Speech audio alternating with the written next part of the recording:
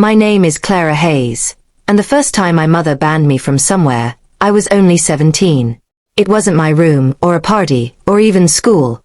It was the town's most popular cafe, the one she managed with absolute pride. The cafe was called Sunset Lane, a warm, beautiful place filled with golden light and the smell of cinnamon coffee. It was also the heart of her identity, the one thing she bragged about to everyone. I loved being there, helping her serve customers, cleaning tables, and experimenting with coffee recipes after hours. But one afternoon, everything fell apart.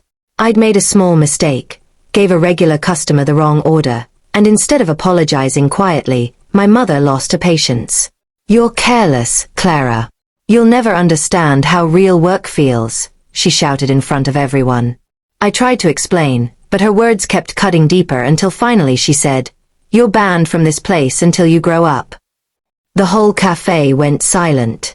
I left without saying a word. That day, something in me hardened. It wasn't just embarrassment, it was determination. I promised myself that one day, I wouldn't need her permission to belong anywhere. I would build something better, something that was mine.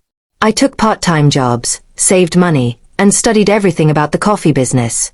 Roasting, sourcing beans, design, branding, everything. Years passed. Mom and I spoke only occasionally, mostly about family events. She still managed Sunset Lane, though I heard it wasn't doing as well as before.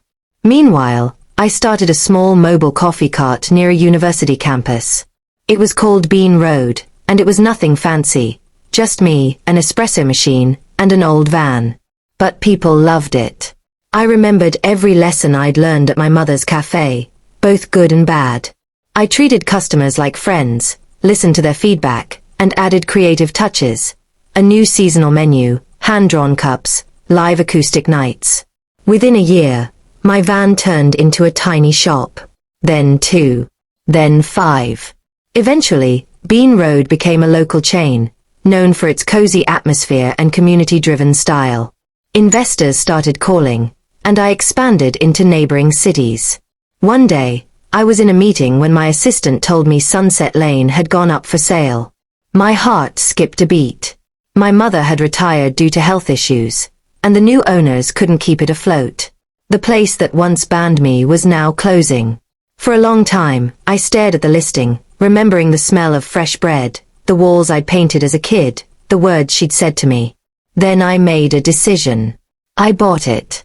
When I visited the property, the sight broke my heart.